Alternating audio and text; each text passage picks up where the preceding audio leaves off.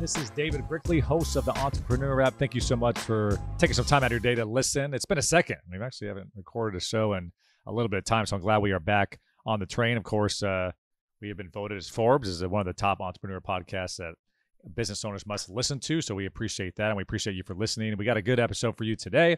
The CEO of Wild Earth, Ryan Bethencourt, joins us. He really has a mission to create clean, healthy, sustainable pet food, which I think is super interesting. He was on Shark Tank. He got $550,000 for 10% of his company from Mark Cuban. I want to talk to him about that. I've always kind of been interested about the Shark Tank process, and from the time the shark shakes your hand, what kind of happens, how long do you have to wait for that money to actually hit your account, and how all that stuff works. So I want to dig into that a little bit, but also ask him, based on his history, you know, he's a partner at Babel Ventures, which is a venture lead biotech investment firm. He was an advisor and angel investor and board member at other investment companies as well in his past. So I'm really excited to talk to him because I think he's not only been an entrepreneur himself, but he's seen the traits of entrepreneurs that have been successful through being a part of these different venture firms. And I think he's going to provide a lot of knowledge and help for you listeners. So I appreciate that. Ryan Bethencourt, the CEO of Wild Earth, Inc.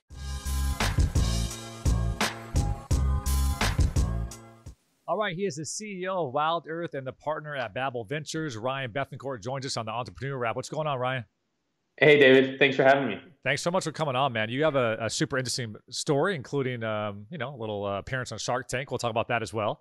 But I want to get into, first and foremost, like how you, and it could be 60 seconds or less, but your venture firm and what you did there and what's kind of led you to where you are today. Yeah, so basically, I actually co-founded a biotech accelerator called IndieBio.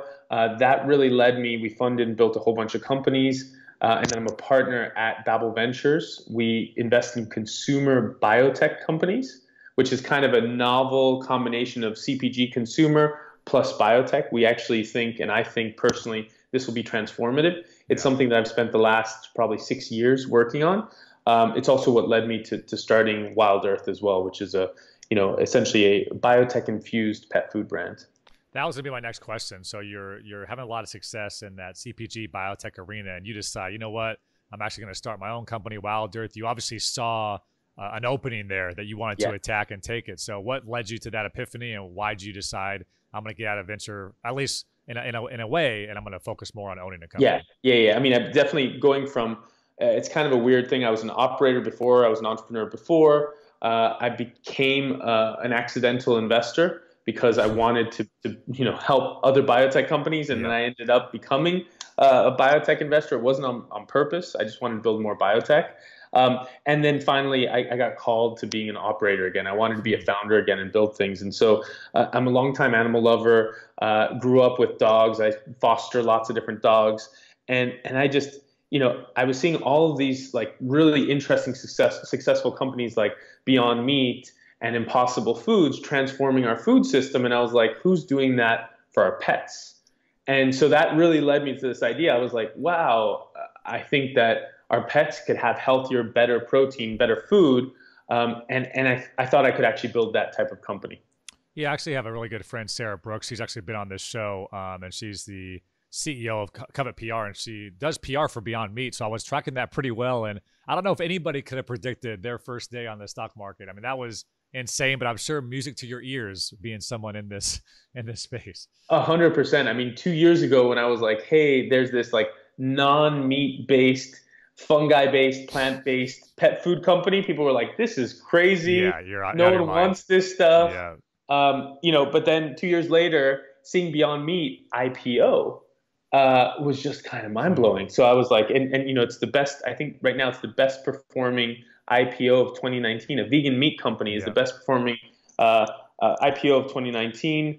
They have like $88 million in sales, and they're valued like a tech company. They're valued at like $4 billion. Kind of mind blowing.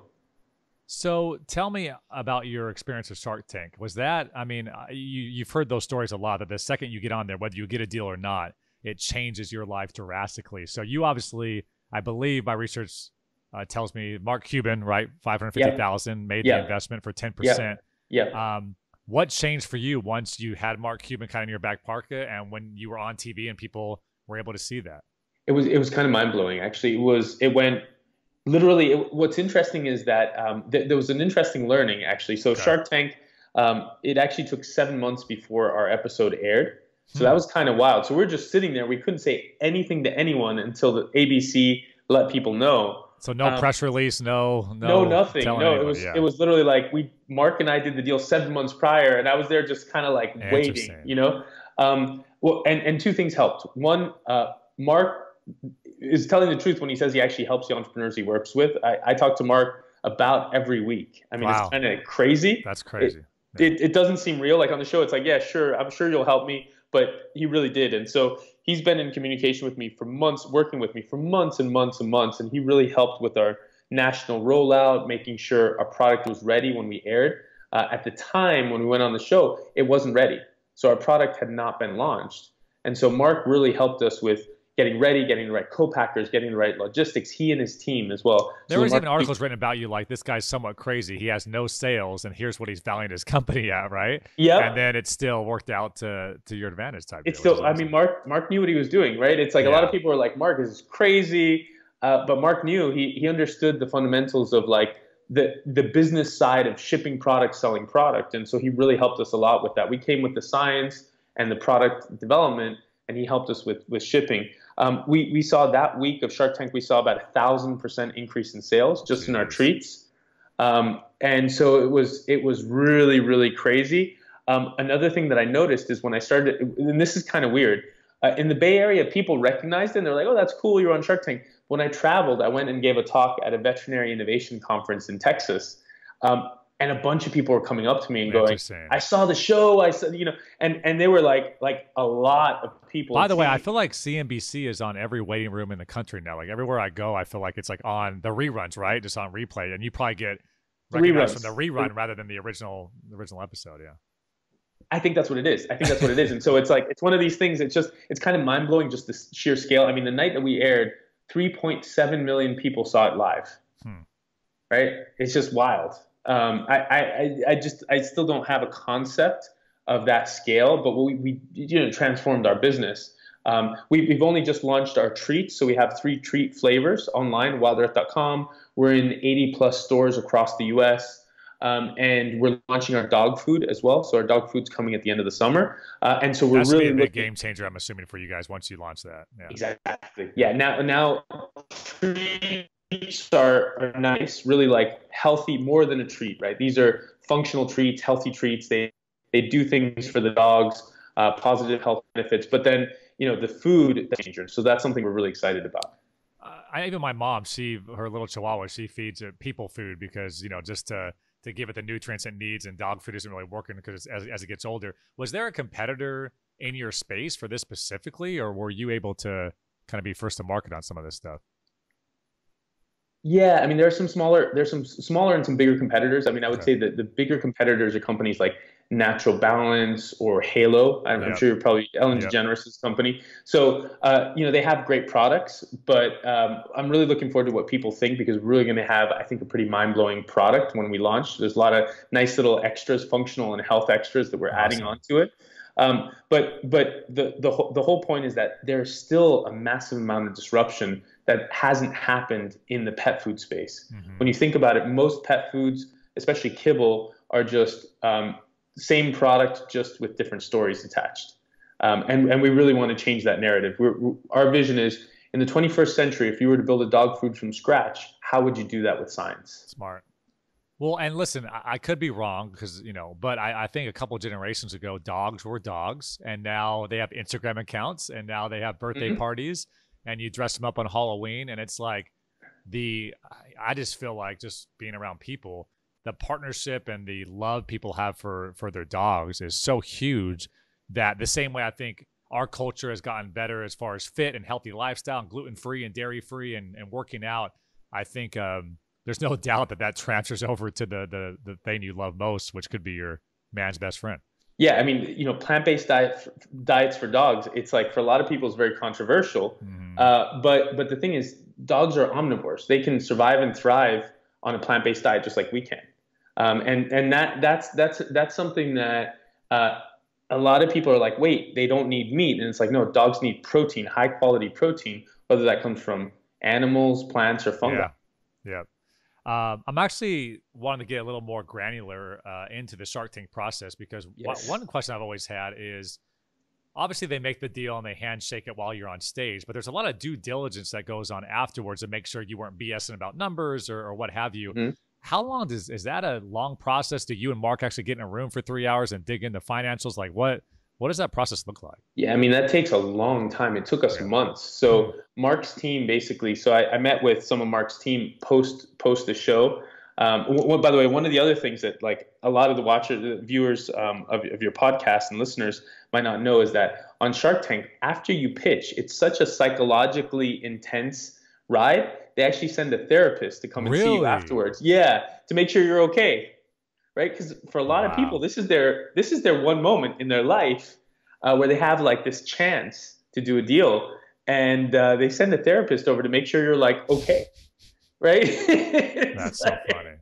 And I'm not gonna lie, by the way, it was intense. I was Huh. like, I'm pretty good at pitching, and I think I'm pretty good at selling, and it was But probably your life can change in a 3 minute pit. Like it's a pretty big deal. I mean, it's a big deal. It's a yeah. really big deal, and it does. You're just not prepared as a normal person to like That much walk on stress and pressure. a Yeah. stage, with like literally when they show you the room, they don't show you like all the people filming and the people doing Yeah. lights and the people with the mics, and so you have this constant commotion all around you, and you have these five sharks who are intently looking at you, interacting with you, saying things, and it's like, wow, I've never been in an environment like that where it really is like a trial by fire.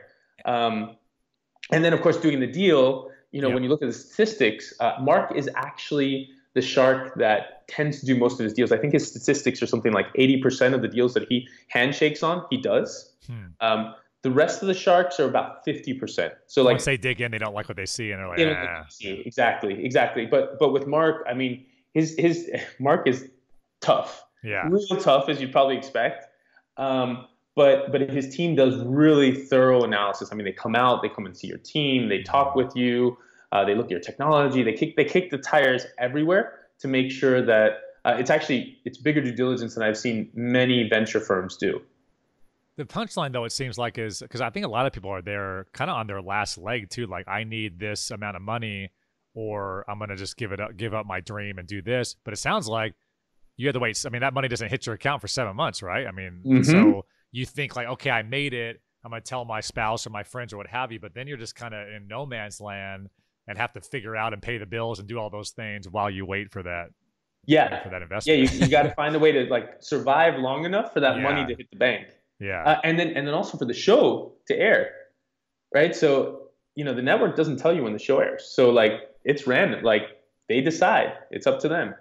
And as an So entrepreneur, I know they originally, I think ABC took like 2.5% as well because I think Mark actually was big about getting rid of that. yeah, yeah. Um, Mark got rid of that. I mean, Mark honestly, that's Mark great. is an entrepreneur's entrepreneur, right? Like he really cares a lot about the stuff that he does. I think there was one interview that he did where he basically said, people asked him like, why do you invest in like all of these companies? Hmm. And he was like, well, because I want to support like entrepreneurs. Like this is He you knows can how hard have it is, man. he Yeah, knows how hard it is, and yeah, he could put his money in the stock market and just like let it do its thing. He's exactly. a billionaire already. He Yep, doesn't have to go through the hassle of like dealing with crazy so entrepreneurs like true. us.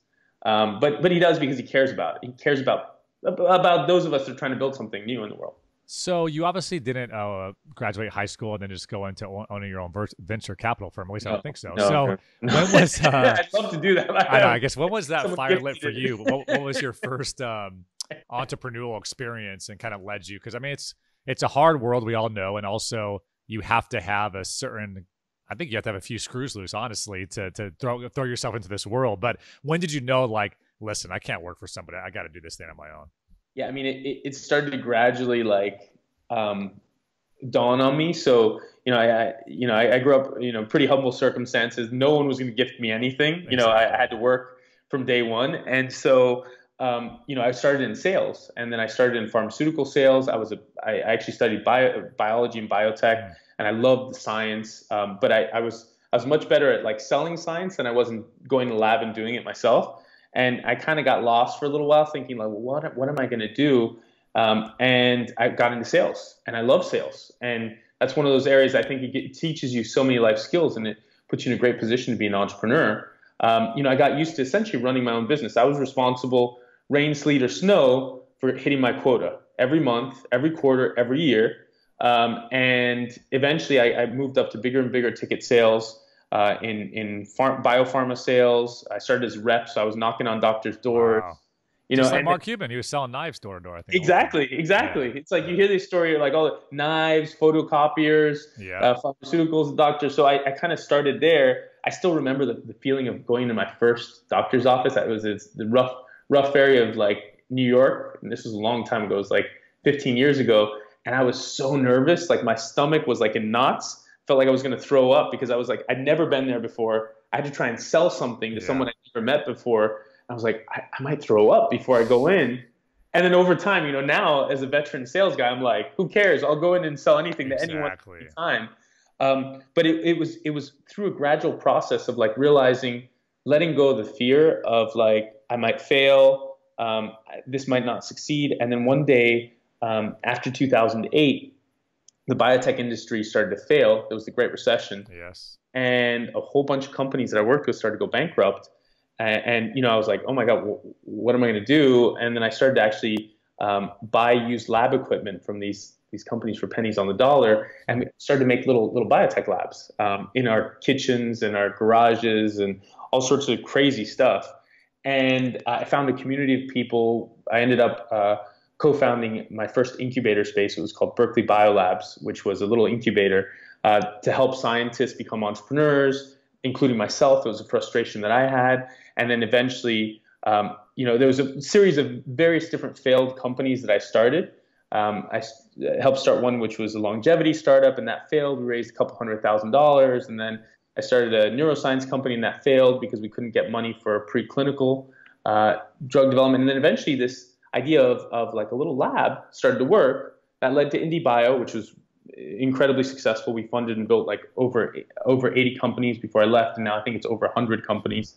And then I just had this comfort with like taking massive risks, because I saw people only remember your successes and not your failures, and it's a crazy thing. It allows you to like let go of this fear of failure. You hit on two things in that. One, I want to go back to how, and I'm sure you feel passionate about this as I do. I've read a lot of books and talked to a lot of people how important it is that the CEO needs to be the number one salesman. If not, you need to find a partner. Like if you're like the brains behind the operation, you're in the lab, you got to find a partner that can do that, because you can't just hire the $150,000 base, whatever. So I'm guessing you feel that same way, but love to get your thoughts on that. Yeah. So one of the reasons why I honestly loved being able to work with Mark from Shark Tank was he's a sales guy too. Like he came up, he didn't have anything. He sold his way into like, it's almost kind of like, I think it's something that's deep in the American psyche, the idea that you can sell, you can sell and you can build your own vision and your own control your own destiny away. Control your own destiny. Yeah. And sales is tough. Like it's like uncomfortable. Yes. People reject you all the time. Like it's really, really tough. But I don't think you can build a successful company or anything successful if you don't realize like this deep intrinsic fact that we all have to sell, and the more comfortable you get with selling and rejection and failure, the more likely you are to build something successful. Yeah. Right. And like, the most successful people I've talked to, they're the ones that have failed the most. Like it's after a while you're like, correlates, And I think especially if you're on those larger meetings and phone calls and you're listening to at least in my experience, when you are able to listen to the customer or the prospective customer over coffees or over phone calls, you start to pick up little nuances like, wait a second, all these prospective customers are kind of saying the same thing about a need they need or a bottleneck they're having. And that is, for me, we work in social media and digital. Talk about an industry that you have to change every 6 months to stay ahead of the curve. And it's funny because it's almost like telling the they're telling you your future a little bit if you just listen. The idea of active listening. And if I ever said, "Oh, I'm not going to do sales anymore," I feel like I would lose that, and that's not okay. Type deal. Yeah, 100%. I mean, I think that's, the leadership has to be engaged in sales. Like I'm with our sales team. I go and sell in stores with them. Like I join them because, if I'm not going to be there and I'm not going to take rejection, how can I get other people to do that? Exactly. Right. And then you touched on failure as well. I think in the moment, it still happens to all of us, but in the moment, you're like, God, like, and you've had some ventures that failed, and I'm sure on that day or that week, you're like, why can't I catch a break? Why did this happen? Why can't that guy just said yes? Why didn't that person give me that order? But you look back at it now, like, well, thank God, because now, it's always like a blessing in disguise, right? Yeah, I mean, yeah, exactly. In retrospect, later on, you're like, I'm so glad that I failed because I learned this lesson that life is hard. So now when someone offers me, it's like, oh, this is guaranteed. It's like, really? Really, really guaranteed? Yeah. I don't think you can. There was like some quote I read recently, like failure. They're like you don't really get education and success. It's all built in failure. So every time you fail, it's like a big lesson you can then use for the future type deal. So and David, by the way, I mean, especially when it comes to consumer, like digital and social, like the stuff that you're doing, like that is so intrinsically linked to all these consumer businesses. It's like maybe 5 years ago you could get away with not being social on social and digital. Today, you're not a business, or you're being disrupted if you're not social and digital. Exactly. I say all the time, like social didn't used to have a seat at the table, but now they have a seat at every table almost. That's how important it is for everybody. I want to get into just being an entrepreneur overall for you and ask you just some more general questions. What do you think is the single most important thing that an entrepreneur has to understand to build a successful company? Yeah. That's a good question. So there's two pieces to that. So one is, before people become entrepreneurs, there's a saying that I love, and I can't even remember who. Actually, a friend of mine told me, you have to give yourself permission, right? That in our society, we're so used to asking for permission for everything that to become an entrepreneur, you have to give yourself permission to try and to do things. And so that's step one. And I think probably the hardest lesson that I've learned is that when you don't see a path forward and you're like, that's it, this is a dead end, you just have to remind yourself that actually there is an answer and there is a solution. Yeah, you just don't see it yet. Yeah. And that's the hardest part. It's like that final, like, you're at 95% there and you're about to quit and you just can't keep going. And you just have to like push yourself over. It's like literally you crawl over that last obstacle and you're there, but it's that last piece that's gonna stop. I don't know if you've seen that too, because I've had partners in the past too, and I feel like I've had that mindset. Like it's not the end. Like we're so close. Like it's literally down the street. And I'm sure with some of the companies you've invested in or partners you've had in the past, like some people are like, "Yo, man, I'm out. It's not my thing anymore." Like, yeah, but we're right there, So I mean, because there's pain, right? Like there's a lot of pain. Literally, that's what a lot of people like. I think when people look at entrepreneurship, especially the way the media portrays it, sometimes it's like this really sparkly thing of like really successful people, and it's like ramens and like budgets and like pain and rejection for most of it. It's like, absolutely. How do you personally attribute success? How do I attribute it in terms of like personal success? Yeah, like your success. Like, what do you think the main reason is? I mean, I don't measure it in dollars. I measure it in impact. And to me, if I'm doing something that I feel is impactful, even if I never benefit like financially, I feel that I'll have been successful. And so, I think that's the power of building a mission-driven company. Like my mission at Wild Earth is to transform. There are about 1 billion pets on this planet. Like they eat some really bad stuff that's unhealthy for them. If I can change a fraction of them and give them better food, they bring us such love and such joy. Like that, I'll feel like I'll have achieved my mission in life. Yeah. What is your why? My why is, I think I'm uniquely placed on this time and in this planet to be able to use biotech to transform things for all the animals on the planet. So I think that we can actually remove the use of factory farming. It's terrible for our environment, terrible for the animals in the factory farm. It's also terrible for the animals that are being fed it. And so I think that I can make a small impact in an industry which I really disagree with. That's my why. Like I'd love to see the end of slaughterhouses one day, and I can do that with biotech. We can do that with biotech. Interesting. You've been in the venture capital world, so you know some of the things to look out for when people come and pitch their business with you, or just you get a feeling by speaking with them. I think people would really love to hear from your standpoint. What are the red flags that you see with entrepreneurs where you're like, A, I'm not investing, or B, Yeah. That you know for yourself, you just can't hold those traits? So I would say the biggest red flag, there are two big red flags. One is when someone comes in without a co-founder. Like that's usually like, that's a big red flag. If someone's like, oh, I can't find someone, like I can't find someone that is right for me as a co-founder. Yeah. I'm like, that means you can't sell your vision to anyone else, right? And so immediately I'm like, so your co-founders are the first people that believe in what you're doing. That's a good point.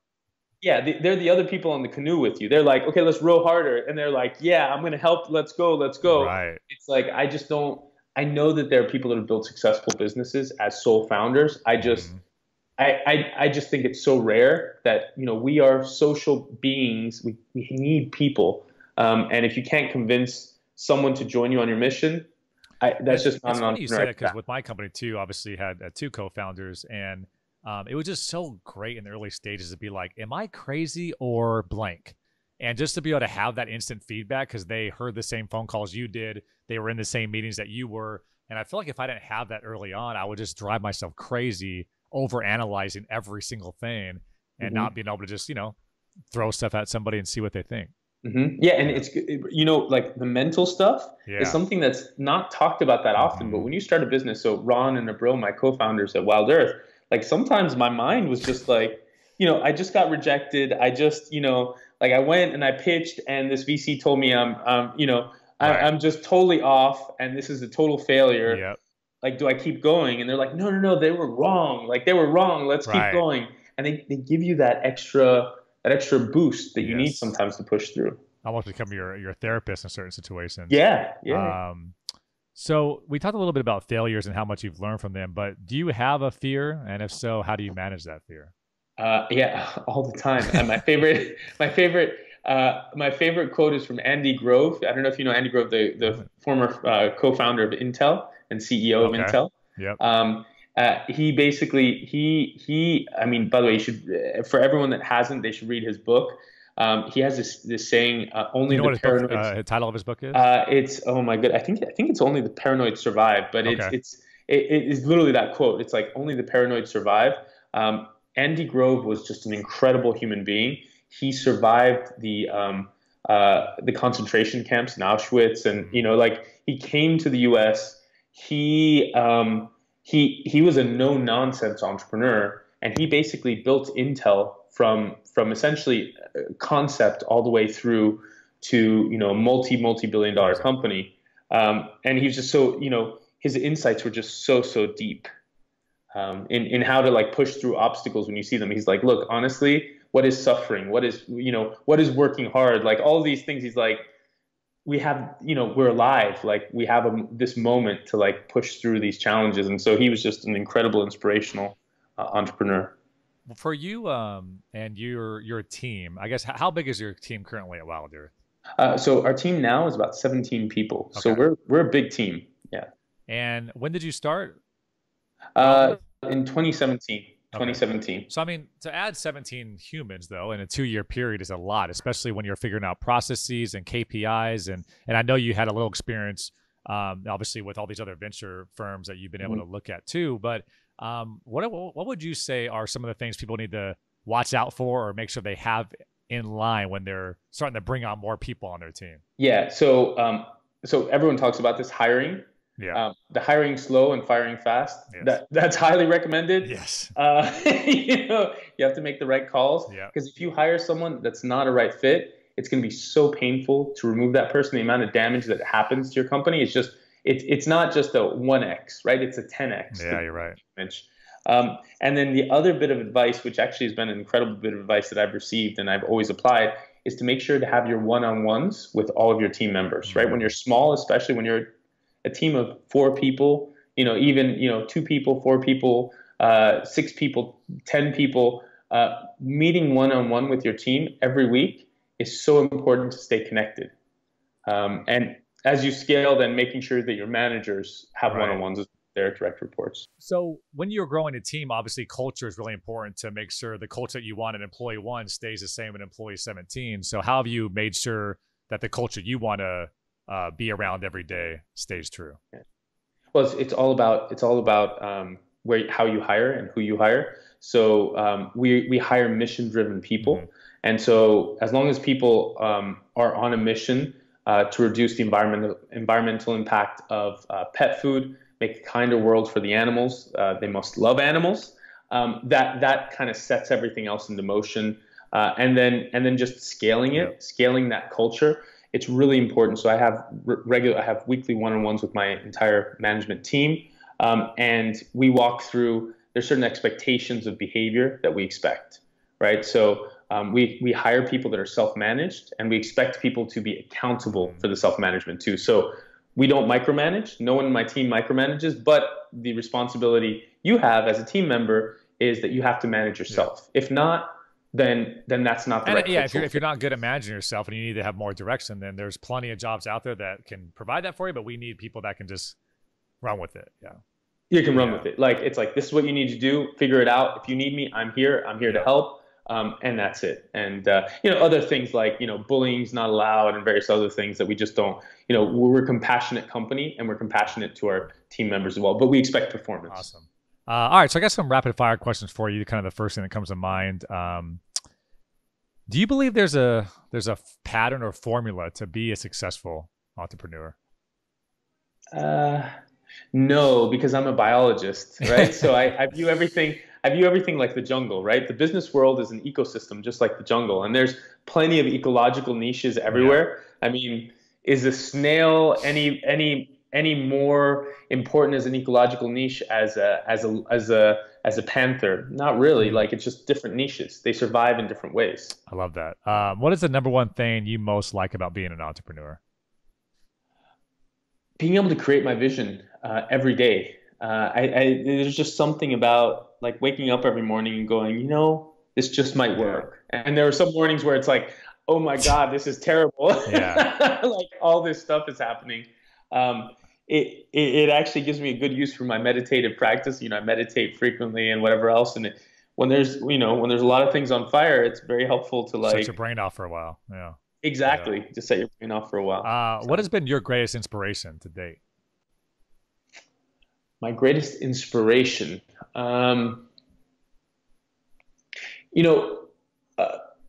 probably reading science fiction.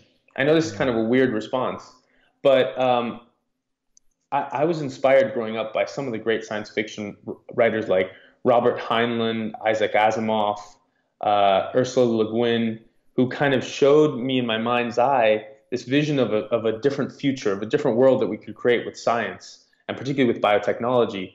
And that's kind of inspired me to do a lot of the things that I've done, whether it's lab grown meat, alternative proteins, new therapies, regenerative medicine, like all of the things that I've been involved with. It was the science fiction writers that originally opened my eyes and got me to study the science, like biology behind us. What do you think is like the 3 to 5 key elements for starting and then running a successful business? Starting, so you got to be able to sell. So we've talked about this. I think, honestly, I've seen plenty of very technical founders who can get nowhere, even though their ideas are great. They just can't sell their concepts to anyone. So selling is the most important thing. Then once, you've got to be able to sell both to your customers, to your team members, and to your investors if you get an investor. By the way, I love bootstrapped companies. If you are an entrepreneur who can build a bootstrap company, it's like hallelujah. Like that's an incredible thing to be able to do. Most of us need to raise a little bit of external capital just to get off the ground. But I think those are the most important, like 3 things. You have to be able to sell, and then on top of that, you have to be able to convince people, get investors, and then get customers. What's your, we talked about building that team. What's your best hiring tip? I know you've used something that I say all the time, which is hire slow, fire fast, but anything else that you've seen to get great people? Yeah. I mean, I actually, one, it's kind of a bit of a tricky one. Like I believe that you should you should have people that are there for the long term that agree with the vision. And so actually the fact that we offer a little under market rate, salaries, but we do incentivize with higher equity. And so we want owners, not employees. And I find that does make a big difference. People who are mission driven, who feel like owners, they just embrace the company in such a different way. They feel like they have a say in what's going to ultimately happen, type deal. And by the way, that's also reflected on you as the leadership too, right? Like they're owners and you have to respect that as well. It's like when someone, the most junior team member you have, if they say, hey, I don't agree with this, and if they're right, they're right. You have to revisit it, even if it means conflicting with your own opinions.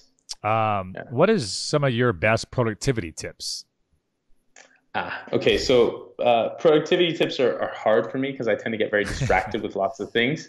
So before it was trying to stay as tightly lined up with my calendar as possible. My most recent productivity tip is saying no a lot more often. So this is, in the early days, it was great because I could go and like meet with people and talk about ideas. And now what I'm finding is that I have to say no a lot more often. It's like, hey, want to travel to Switzerland to give a talk? And it's like, I'd love to go to Switzerland, but I can't. Like that's 3 days of my week. I just can't do that.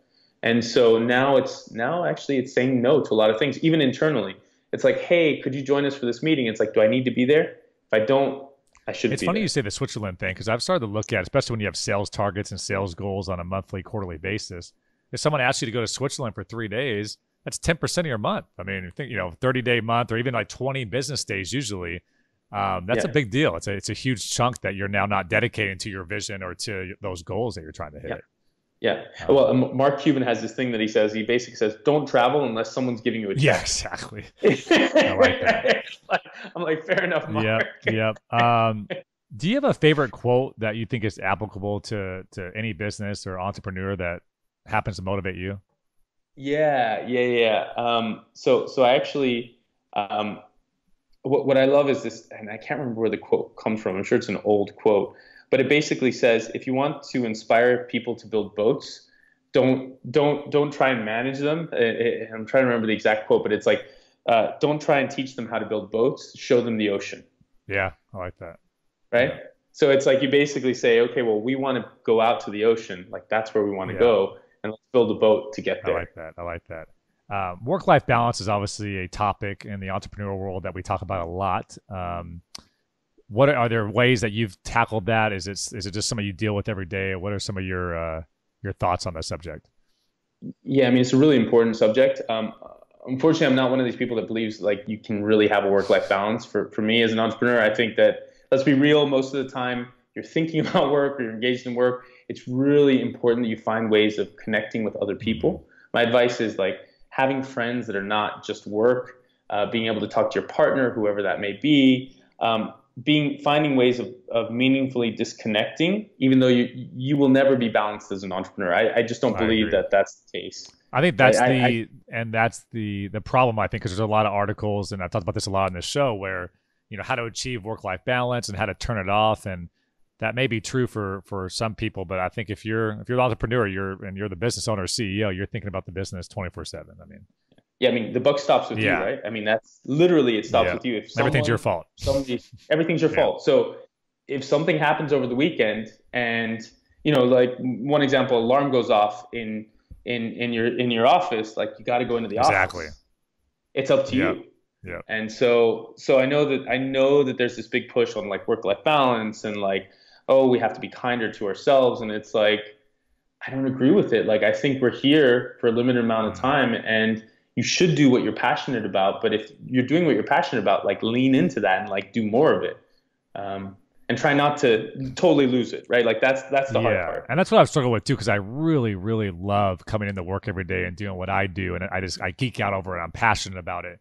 And so like, it's hard to be like, all right, don't do that stuff you're passionate about and focus on something else. And there's other passions, obviously, you can focus on too. But it's like, there is that fine line where, you don't want to work 19 hours a day for 6 straight months. There has to be a little bit of balance. So I think we all deal with that. Yeah, exactly. Exactly. You mentioned a couple books already, the CEO of Intel, but have you talked about, or do you have a book that you would gift to anybody about to start a company or enter this world? Yeah, yes. So so Andy Grove's books, most definitely Hmm. I'd recommend it. Um, uh, Recently, I would say um, I've started to actually look at other ways of understanding the world and understanding leadership. So I recently read Lincoln's, Hmm. the book of Team of Rivals Okay. by Doris Lessing. So that's really interesting because Lincoln literally hired his rivals to build his cabinet, which became a wartime cabinet.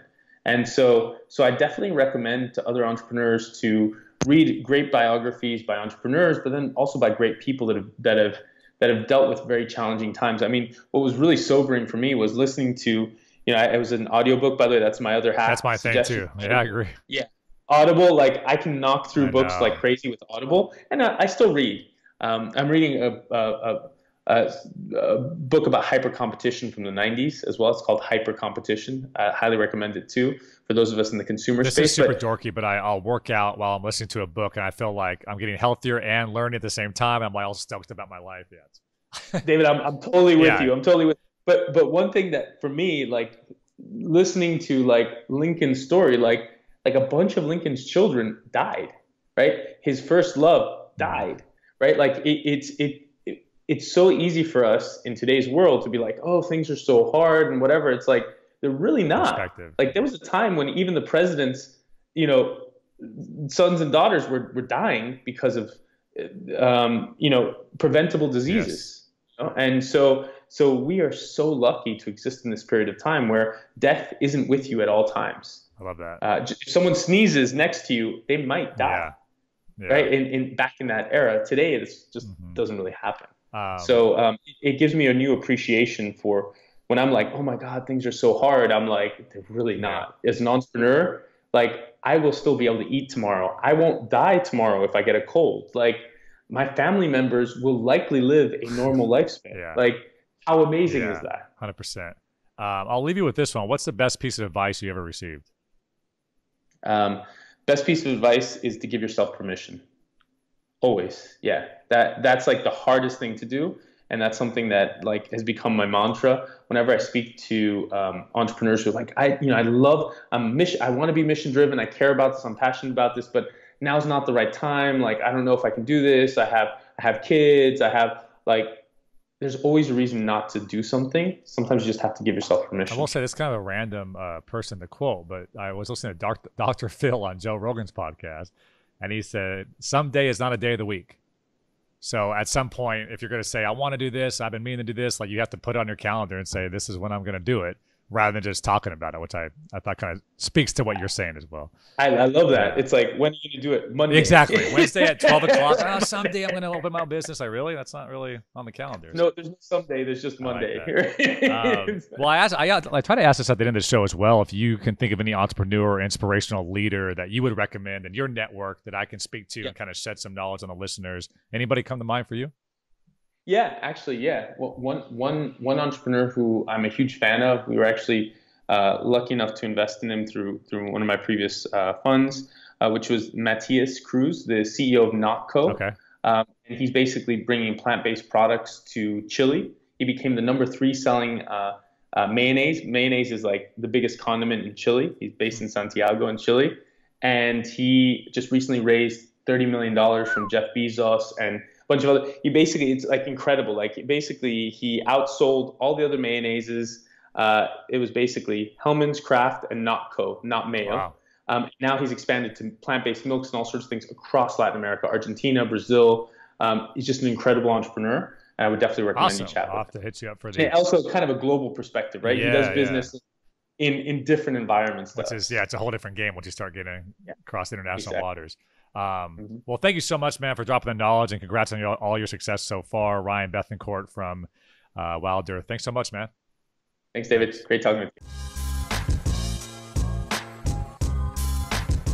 There he is, Ryan Bethencourt, the CEO of Wild Earth. Some really good stuff there. I really liked a few of the things he said. Number one, that the CEO, which I agree with too, needs to be the lead salesman. I mean, if you can't sell your company's vision, not only like he said, I like that a lot too, not only to your customers, but sell it to your team members, sell it to your investors, sell it to your co-founders, then it's not likely that you'll be successful. And really like how he broke that down. And also how much he almost appreciates failure, right? How much education you can get out of those opportunities where you think it's why me, but it actually ends up being some of the best education you can receive as a successful person.